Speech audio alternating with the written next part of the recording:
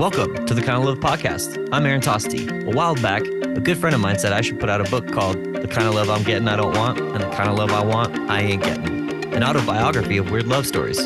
So I made it into a podcast, not only to share my stories, but other people's stories too, maybe even yours. Because love gets weird sometimes, right? Tell me about it.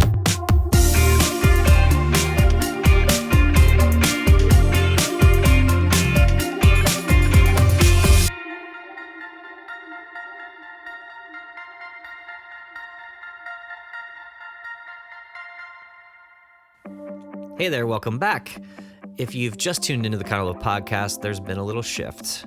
Over the past 10 years, I've been doing self-development work and started this podcast as a way to share what I've learned as a coach, but it just got so serious there for a minute, and I realized that sharing people's stories is what's most impactful. Because when we can look back and laugh at the past, it shows that we've moved forward or we've evolved forward.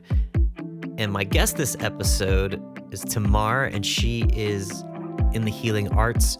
She is returning as kind of a redemption to a past episode we had where she talked about connecting to your sensuality. But at that time, she was also recovering from an abusive relationship. So she's back to share that story and how, as a woman of the healing arts, she has found it vital and an expression of self-love to return to the inner work after a toxic relationship. Tamar is a teacher, coach, spiritual guide, and a shaman with 24 years of experience in women's health, holistic healing, wellness, feminine shamanic traditions, and natural birth. So if you'd like to connect with her, you can visit tamargail.com or find her on Instagram at tamargail. On this episode, she shares some funny dating stories, the best compliments she's ever received, and we talk about how much being your authentic self is so important in dating and relationships. And we also talk a little bit about the healing work that she's been up to recently.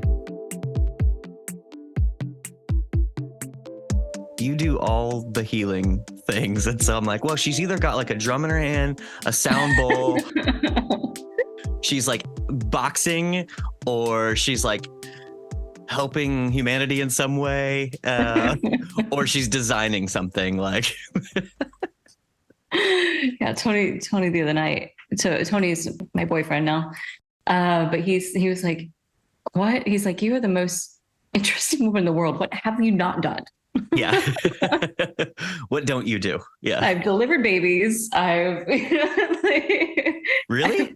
Yeah. Were you a doula for a minute? I was a doula. I'm certified doula. Yeah. Oh, okay. Yeah. So when I moved to France, France doesn't allow doulas to practice in France. So I have not practiced since I moved to France. Interesting. Yeah. I had someone recently ask me to doula for her, but it's been so long in the delivery room that I don't know that I feel comfortable doing that. Like as a birth coach, yes, 100%. But to be in the delivery room, it's been a long time. I mean, it's been 10 years. Wow.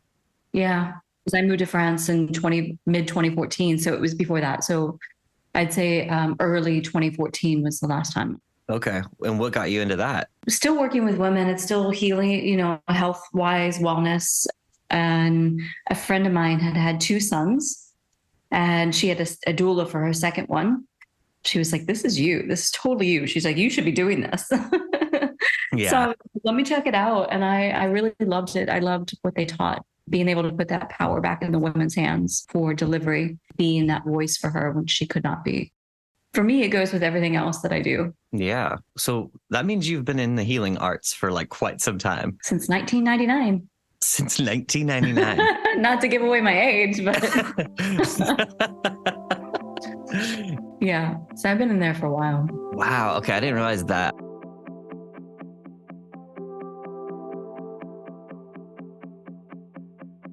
One thing I'm like shifting about the podcast and bringing it back is just like bringing levity to how heavy and like how serious some of this stuff is. It's not negating it or dismissing it, but it's knowing that it's helpful, deep inner work, shifting your patterns, but then also like afterwards, you're going to be relieved and, everything you want is on the other side of this work. It is. And I think that's a good intro for me to to make up for last time. And hey, by all means, feel free to give me a hard time. Because we had such a great conversation that I think it was like the day before or something like that. Yeah. And we went through everything. And then by the time we got to the podcast, it was like, what did we talk about? Yeah. I don't even remember. I mean, we had such a good conversation the day before. So what had happened in my life, so I took a 2-year sabbatical for the most part. I had private clients that were coming that came from word of mouth that I went ahead and worked with, but I took a 2-year sabbatical. And I think that was around the time that we spoke in there. And the reason is because I went through something very traumatic. I went through a relationship that was extremely abusive. I can't even explain. Like, it was something I'd never been through before in my life. And looking back, I understand where I ignored my intuition when I had met this man. My body said no, but then other things were saying yes, like my head, my visions, like all this stuff, but I ignored my body. I ignored that inner knowing. And I'm like, okay, well, if my visions are saying this, because I had those gifts at that point, then I have to follow that, like, and ignore this. Totally wrong. I just had never received the wrong guidance from my visions. And obviously there was a big lesson I had to learn there. So I went with it, and I just could not understand how someone that was a healer, that was doing similar work to me in the world, could be so abusive. So I just couldn't wrap my head around it. But the reason I was able to like even go into that is because I had closed my heart down through my divorce, and it really wasn't open. And I didn't realize that it wasn't open. Like, I thought that I had gone through that in an empowered way, like that divorce, like we were still friends, like I still had love for him. We closed it in an honoring way. Like, it was very beautiful, but my heart was closed from that marriage. And so I walked into something else because my heart wasn't open. It took a long time for me to really accept that.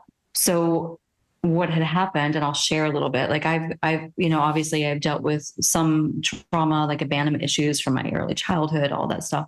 But when I went into this relationship and was dealing with it, I was in lockdown. He had broken my leg, put a knife to my throat, and I was in lockdown in a different country where I didn't know anyone and didn't speak the language. And I had to be there for 2 months where I couldn't get out. But inside myself, I'm like, you're strong enough, right? You're strong enough. This isn't going to bother you. And I was dealing with him trying to emotionally, psychologically abuse me. And I'm like, you're strong enough. This isn't going to affect you. So I finally got out of there and I got back to the US. I realized that it did actually affect me much more than I thought it did.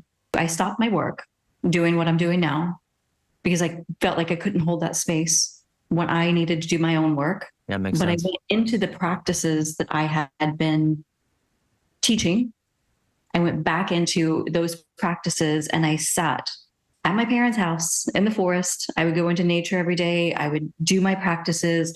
I went through all of it. And I would say I came back in March, and in July, I moved back to Florida. I was through most of it. The part that was missing was I did need to go back into a relationship to heal the last little bits of that. When did that click? That clicked probably. The reason I asked that is a very like intuitive way to respond to that, which is like not everyone goes like, oh, I'm going to go back and get into another relationship again. Like usually it's like, hell no, It was scary. It was very scary. Yeah. And I have to admit, the very first person that I met here was a test. Okay. A teacher and a test. Oh, we love those. It was very similar to the ex. Got it. And my immediate response was no, something doesn't feel right. But I was like, okay, now you're judging. When I went back and I did it again, because there was very similarities, very much the same. They were from the same country. They did similar work. So I was like, maybe I'm just judging, right? I gave him, I think, just a couple dates and I was like, oh no, I'm right. And I cut it off. And then from then on, just from like being so strong inside myself and having clarity, right? The next few men that I dated were incredible people, and really helped me to be able to trust, to open up, to feel safe. Like they were just beautiful people, not for me, but they were like beautiful people. Yeah. And just by doing that, like little by little, it helped me to be able to trust again and to know that in relationship, I could actually find what I was looking for. Mm-hmm. And now I'm in a very beautiful relationship for 9 months. And yeah, it's very safe, very, very healing. Right. Yeah. I love that that's part of your story. It's like changing the purpose around your relationships. By the way, I just like wanted to hug you when I heard the story of all that you've been through. I'm so sorry that happened. Thank you. I mean, it is what it is. And it's honestly like it's made me stronger. Yeah. And it's made me more clear about why I'm doing this work. Mm-hmm. And I'm more sure and more ready than I've ever been, and more centered and like focused than I've ever been on what I'm doing. That's awesome. Yeah. That's awesome. So well, it brought you back to you. It did. In the end. Yeah. You know, it's like instead of going into relationships to being like, what can I get out of this relationship? You know, I'm so attracted to this person for this way, blah, blah, blah, which can sometimes be like butterflies can sometimes be a trauma response, right? Mm-hmm. But then really going from a grounded space, I would describe you as like a very like core grounded feminine person. Mm-hmm. But it's like, yeah, just going in to where it's like the purpose of this is to heal. You know, what does a secure relationship look like? And not get so attached to like, is this going to work out or not? Mm-hmm. I think that's the attachment to outcome, not always, but a lot of times can be the Achilles heel of a relationship. And I love that you were like, yeah, those are beautiful people that I dated. I did work with them. Yeah. Oh man.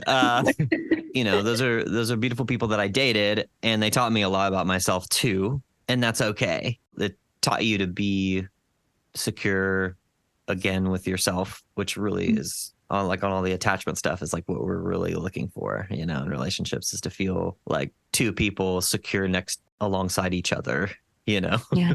And when one person is out of balance, hopefully you're with someone that, you know, brings you back to being centered. That's a healthy pattern to me, you know, but it's like each person is like a reminder of who your authentic, truest essence self is. I'm starting to use all the terms now, just like back to back. Your true self, authentic, unapologetic, you know, whatever. But I'm curious, like, what was like the most like loving thing that you've had to do for yourself? I would say coming back to this work, because I know it's my path. I know it's my purpose.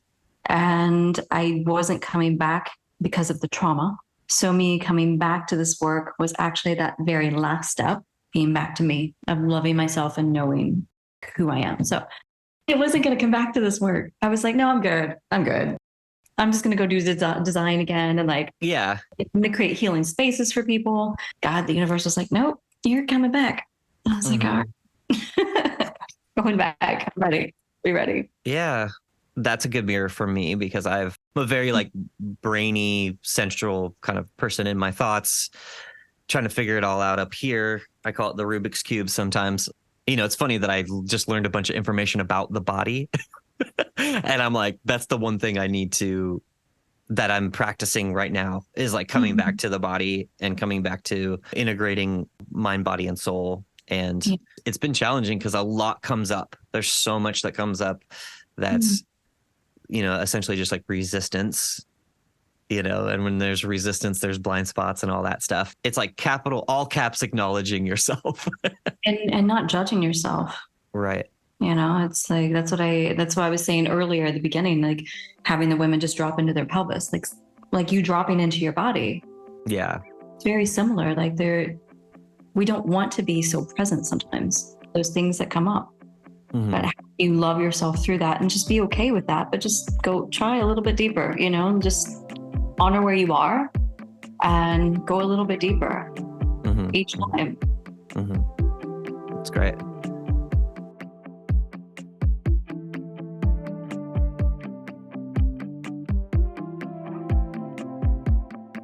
Our conversation got so serious. I love having serious conversations with you, but I kind of want to ask you a funny question. Are you ready? Ask me.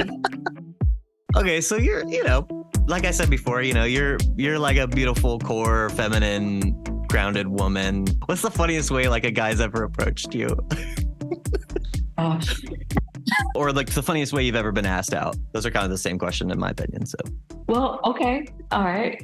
I would say that the one that immediately comes to my mind would be the test when I moved back to Miami. okay. Chase me down an aisle in the grocery store. Yes. Like across the aisle over here and like a couple aisles down, starts running down the aisle. Does that mean you don't date? I was like, oh my gosh. And the funny thing is because I wasn't going out and I just moved back and I hadn't like found my place yet. I prayed. I was like, okay, I'm getting ready for a relationship. Like, I feel like, I could start meeting somebody again, but I don't go out. God. So like, you're going to have the guy knock on my door. Yeah. I'm not going anywhere. Right. So I'm at the grocery store and this guy comes running down the aisle. Like, okay, I guess that's the way to do it. I wonder what was going through his head. Well, maybe it's about the frozen food section. Maybe if I catch up to her, the frozen food section, it's like, what's she going for next? Like, she's maybe she's probably going to be like on the outskirts mainly, Right. Like, he's like trying to chase you down. That's so funny. That's good. Yeah, I'd have to say that's the one that comes to my mind. So no like terrible pickup line. I'm sure there's been a terrible pickup line in there. I'm sure. I just Is don't there remember. really good pickup lines? Is that really the thing? I mean, I remember people using them, but like again, like it's been a while.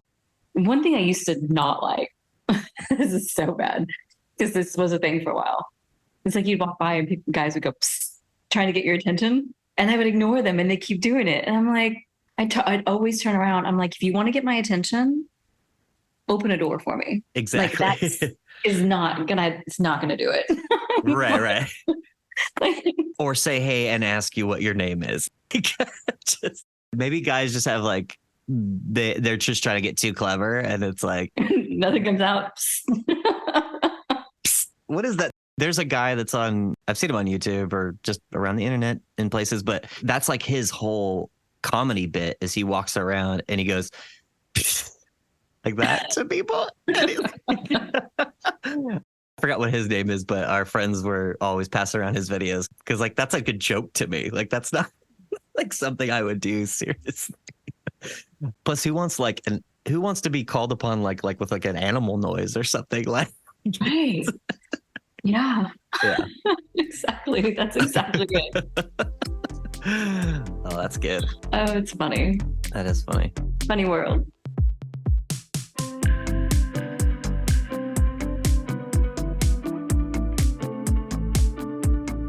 Okay, so this is random, but I get all these followers. You get followers sometimes that you're like, oh, cool, a new follower, and like out of nowhere, I wonder why they started following me.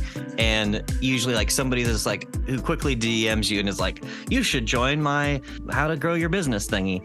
And I'm like, Yeah. Hard pass. And then literally today, right before our conversation, where I got like an AI dating advice, some account. I'm not even gonna say what it is because it's probably just like a faux account, but I thought it was actually kind of funny because it was like, it has all these posts already, and it's like pan dating is a thing that says no explanation needed. So that's funny. I guess that's just when you date everyone. Or like you do a bunch of dating, or maybe you're like a very sexually open person. I don't know what that means. But then there was another one that has like it's like a laptop screen and just has words on the actual screen. It says, before you marry a person, you should first let them use a computer with slow internet to see who they really are. I was like, that's funny. That is a good one. Test of patience. They say like, wait until like a few dates in to where like, see how they treat like the waitress, Mm-hmm. Hard pass. Yes, it's very true. Sometimes you got to wait till date 3, sometimes date 10 till you're like, oh, that's the red flag. Cool. Yeah, that's very true. Hopefully not date 10. Hopefully in date 3. Hopefully in date one, but I mean, one would be great, but people are always on their best behaviors for the first one, I think. I mean, I'm not particularly. you're not on your best behavior. You come in I mean, wild. I'm me. So Okay, you cool. know what you're getting, but I'm very much aware of, like I do that for a reason. Yeah. Oh, yeah. Yeah. I've been trying to just find a way within like a few dates just to be like, please, please be your authentic self. Yeah. Like that's my one request. That's Yeah. otherwise I'm gonna lose my mind probably. I mean, and the thing is, being an intuitive and like an empath, for those of us who are, we feel it, right? We're like, oh, that's not authentic. Like, I don't know what your authentic is, but that wasn't. Bunch of crap right there. But okay. Can we do some like role playing right now? Can you be your most inauthentic self for me, just so I can kind of see what we're working with here? And in a way, that kind of shows me who your authentic self is. If you can show me who your inauthentic self is. Yeah, it's quite funny. Oh my gosh. So it's like when we can be authentically us, it attracts the people who like who we are authentically, because who's going to put up, a charade for like years? Mm-hmm. You're going to get 10 months down the road and you're going to be like, oh, actually, I don't like you. No. Mm-hmm. My favorite thing was always to meet a guy when I was at the beach in my bathing suit without makeup. I'm like, now you know what you're getting. See me at a club, like, or at a bar, like all dressed up and like makeup and hair, like the next morning, like later down the road. Oh, that doesn't look like, like, where's the girl that I met? Oh no, you met me in a bathing suit without makeup. But he still met you with a bathing suit on. So that's kind of like, you need to like, not that you're dating someone, so it doesn't matter now. Next time, or for all you ladies out there, like go as like your most Sunday morning, loose pajama, unmakeuped, authentic self at the grocery store. And if you see a guy chasing you, I was. Decide for yourself. Definitely trust yourself though. But yeah, that authenticity is so important. Yeah. It's so important. And I agree. Like, go be you, because that's what they're going to fall in love with or not. Yeah. Why wait? I don't get it. The compliment that I love receiving, like, this is what I know, right? Is you are the weirdest person I've ever met. Right? I'm like, thank you. Like, that is like the best compliment you could ever give me. Yeah. That's great. I love that compliment because it's real. Yeah. Obviously, I want you to think I'm beautiful and like be attracted to me. Like, if you think that I'm different than everybody else, that is a good thing, because I'm not in that category. Yeah. When someone sees you're weird. Yeah. When someone sees like the truth of who I am and they like it, that for me is really important. Mm-hmm. They can't see that unless I'm being authentic, Right. like, yeah. Unless you're showing you're weird. Yeah, I'm showing my weird. I remember this one day, and I'll stop, but I remember this one day with one of the men that I mentioned earlier that I dated, that just wasn't, there was something just not, like, it wasn't for long term. Great person. And I would like love to just go out with him now just so we could sit and talk. It was that kind of person. But I remember we were on a date, it might have been the first. I opened up about my spirituality and my visions and all this stuff. And I'm like telling him about this jaguar, this that I saw. It was a vision, like a visual, right? Okay. I didn't know if you were talking about the car or the animal. No, it was in a shamanic journey. Okay, cool. And I couldn't, like, one of my vision couldn't see. And I'm like, I'm not getting anything out of it. Something inside myself said, feel, like, just switch your senses. Mm-hmm. Switch my sense. I could feel my body like moving like a big cat, like walking through this dark. So I'm sitting in this restaurant and I'm just like telling this story. And he's like, yeah, I could totally see that. He was like, he was so in it. He's like, oh, you're moving like a jaguar. Like, he's like, yeah, so involved in the story. And by the end of that date, he was like, you're the weirdest girl I have ever met, besides my ex, who was somebody he was so in love with. He was like, I've never met anyone like that. And I was like, okay, that is a great compliment. I knew. And I'm like, this is the kind of compliment I want to receive. That's the best, what someone would think is like a non-compliment. Like, that's the best compliment. Oh, I love it. Yeah, that they would, unless, yeah. Yeah. It's an incredible compliment. Like, if someone compliments you on how different you are in a loving way, right? If especially women, if a man does that, within the context of a relationship to tell you. Maybe weird would be like an off word for some people, but like him, the most interesting woman in the world, like those types of things. Like, it's because they see you separate. They see you in a different light than they see everyone else. And that is one of the biggest compliments that I think we could ever receive. It's like, we're not like everyone else. Yeah. And I think it is so beautiful. That's rad. I love it. Of course, I have like some random quote from Dr. Seuss, but I love Dr. Seuss. He has some quote about, and I'm not going to do it right, but whatever. We're following in mutual weirdness together. That's what he says. Oh, I love that. I'm going to have to find that Dr. Seuss quote. That's a good one.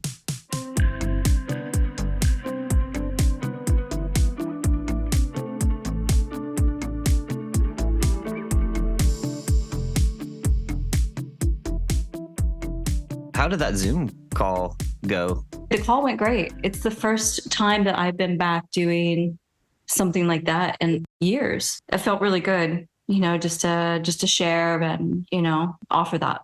So that's cool. What kind of things did you all talk about? Yeah, so I did.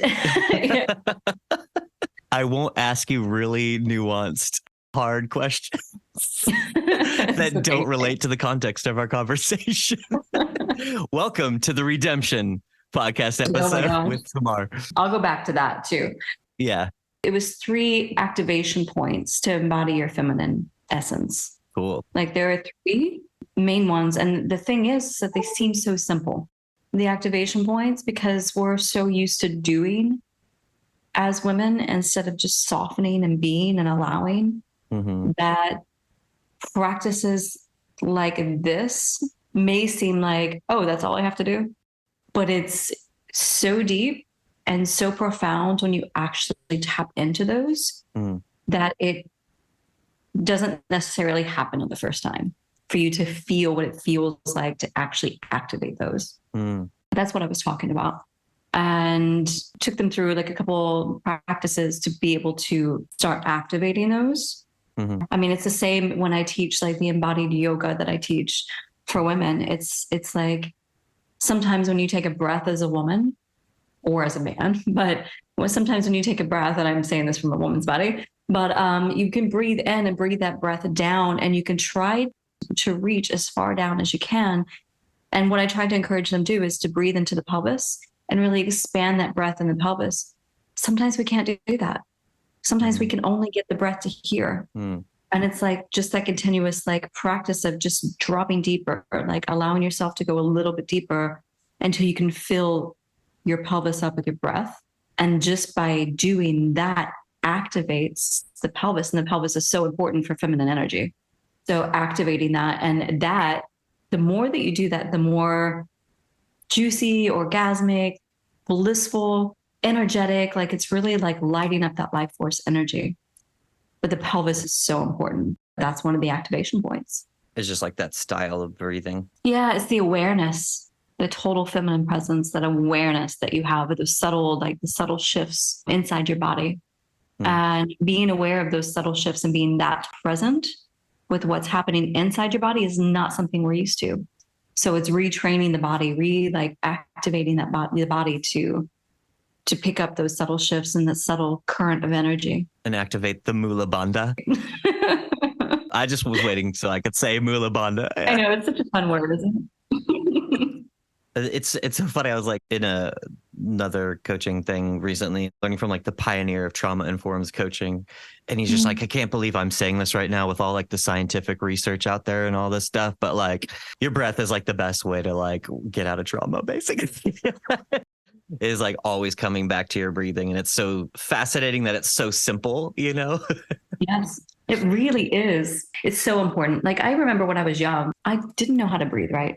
I did ayahuasca once, and like it really worked on my breathing. It wasn't why I went in. I just went in and I'm like, oh, let me experience this, because I went through my own shamanic studies and training. By the time I got to like the universe and God opened it up for me to be able to try ayahuasca, because at first it was like, no, you have to do all this on your own. You have to go through all that on your own before I'm going to let you do this, so that you know how to do it yourself. And so it never opened up for me to be able to do it until after I was finished with my studies. And I went in, I'm like, now I don't know what to ask for, because like, just show me what you want me to work on, because I don't know now, and it took me to my childbirth and how I was premature, emergency C-section, came from a very traumatic experience right there that my birth mother was going through, and put directly into an incubator. So it's like that breath was so important. And for most of my life, I didn't know how to breathe. I would hold my breath when I was running track, when I was running competition, I would hold it the whole time. And instead of giving myself that life force energy with the breath, like I would hold it until I got to the finish line. Thank God I was one of the best when I was in it, but I can't imagine what I could have done if I had actually used my breath. Right. Because holding it, working against yourself, there's probably some kind of energetic fitness in there as well by doing that. But because we naturally as babies just want to breathe with our belly, right? Mm-hmm. Okay. Yeah. And so expanding the belly and all that, but then we become adults and we have so much stress and anxiety and we're just we'll just stay up here in the chest. And yeah. That's interesting parallel to your story, because I came out of the womb and went into a week of being in the incubator as well or something. Yeah. The doctors thought I was going to have major brain damage or something like that, or I don't know. I think it had to do with the lack of oxygen. Yes. All I've been doing lately is focusing on my breath. The last year and a half, I've stirred up a lot of emotions I didn't even know were there. Through your breath. And either working on a breath level about it, or taking that energy and running or doing some kind of exercise with it. For the past 3 months, I've been talking about doing title boxing, kickboxing, which I think would help too. Such a good. Oh, I love it. Is it? Yeah, it actually helped me move through some trauma. Kickboxing. Really? Yeah, I highly recommend. Do you just get really present? Kind of almost like yoga, whatever comes up, or whatever comes up in a meditation, kind of the same way? Right, it does. And then I work through it with activity, and not so good, but sometimes picturing the face punching back and really getting those emotions out, because they have to come out somehow. They can't be stuck in the body. Yeah. I went to a rage room, which was pretty funny. Yeah. But I feel like boxing would be a little bit more effective because it's like a practice and you're lowering the emotional or energetic weight to a memory. And releasing that at the same time while that memory is coming up. And that's really what defines holding on to trauma, so. It does. Yeah. Yeah.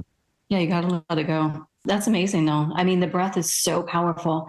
And about your birth story, we don't realize how much we are affected by the time that we're in gestation. Throughout our mother's pregnancy, everything can affect us through the birthing process. Through those first few minutes, all of that has an effect on how we create in life. It's quite incredible. Doing work around that for most people is super important. That's so fascinating, the way you show up and create things in this world. Whether that's creating a business or a child or a relationship, whatever that is, that's your creative pattern. Yeah. It's also attachment, right? Attachment and proximity to... Sorry, Mom, but our mom, whether being in the womb or our interaction and attachment to the nurturing caregiver, I should say, is so profound to what you're saying, to affecting how we show up in relationships, but also creating things like you're saying. I wonder just if it's just holding on to certain anxieties and all that stuff and releasing either stress or specific memories like that. So, yeah. Now that I'm really back and grounded in Miami, I'm doing workshops around breath. Cool. Yeah. And one-on-one sessions. I actually did a one-on-one session the other day with someone. It was so powerful. And the next day we did an integration call, and what was coming up for her, she had stuff coming through her dreams from her subconscious and just didn't understand that. So we sat down and we talked about that. And it's just healing. It's so healing. Mm-hmm. The breath is so powerful in healing those layers of trauma, recapitulation of trauma as well as life force energy and all those things. Right? It's raising the energy levels in your body, expanding your energy field, but it's also dropping down. And sometimes it's from the collective. I'm not even sure that what she was experiencing was all her. And I do that for men and women, but it was really fascinating to see this because it may not just be her, but as a collective. And yeah, I love it. Can you share what she released or what she like worked through? It was all around sexual energy. Okay. Yeah. So when you're working with the type of shamanic like breath work that I do, it's activating what I can call the dragon energy, as well as the dove energy, which is the celestial, the masculine solar energy that comes down. But it also activates the dragon energy, which is the kundalini, the life force energy that comes from below, and they join in the heart.